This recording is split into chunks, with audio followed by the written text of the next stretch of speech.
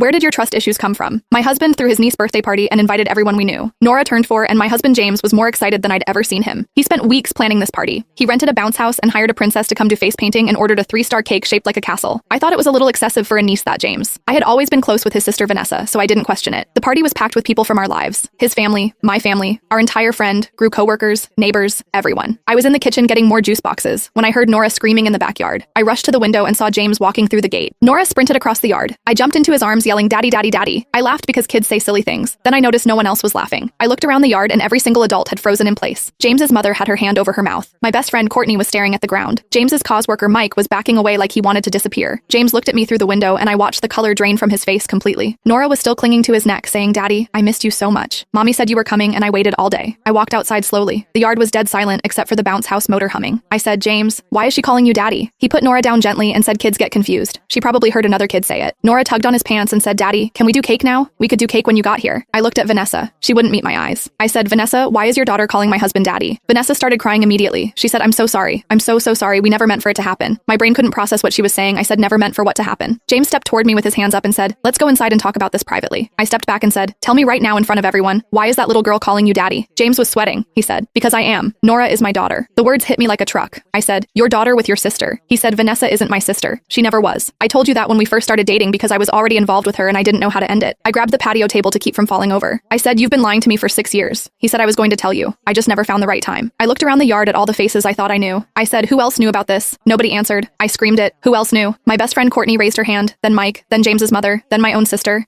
Then one by one, almost every single person in that yard raised their hand. My own mother couldn't look at me. I said, "Mom, you knew?" She said, "I thought you knew too. I thought it was some arrangement." When I realized you didn't know, I didn't want to be the one to destroy your marriage. I started laughing. I couldn't stop everyone I trusted. I had watched me play the fool for 6 years. I said the business trips you were with her. James nodded. I the late nights at the office. He nodded again. I said our anniversary 2 years ago, when you said you had food poisoning and couldn't make dinner. He closed his eyes and said Nora was in the hospital with pneumonia. I had to be there. I said, "You missed our anniversary to be with your other family and I spent the night alone thinking you were sick." He said, "I'm sorry. I know that sounds meaningless right now, but I am sorry." I looked at Nora. She was hiding behind Vanessa's legs, looking scared, this innocent little girl who had no idea she was the center of a lie that had destroyed my entire life. I looked at Vanessa and said, "How could you do this? I bought you baby shower gifts. I babysat her. I helped you pick out preschools." Vanessa said, "I know I wanted to tell you so many times, but James said it would hurt you too much." I said. James said. I turned to him. "You convinced everyone I knew to lie to me for 6 years to protect my feelings." He said I was trying to keep everyone happy. I said everyone except me. I was the only one not in on the joke. I walked over to the cake. 3 tiers castle shape probably cost $300. I picked it up and threw it directly at James. It hit him in the chest and exploded everywhere. Pink crossing in his hair, cake chunks on his shoes. He just stood there. "Doctor, I said I want a divorce and I want everyone here to know that you can all go to hell." I walked out through the side gate and never looked back. The divorce was finalized 3 months later and I haven't spoken to a single person who was at that party since.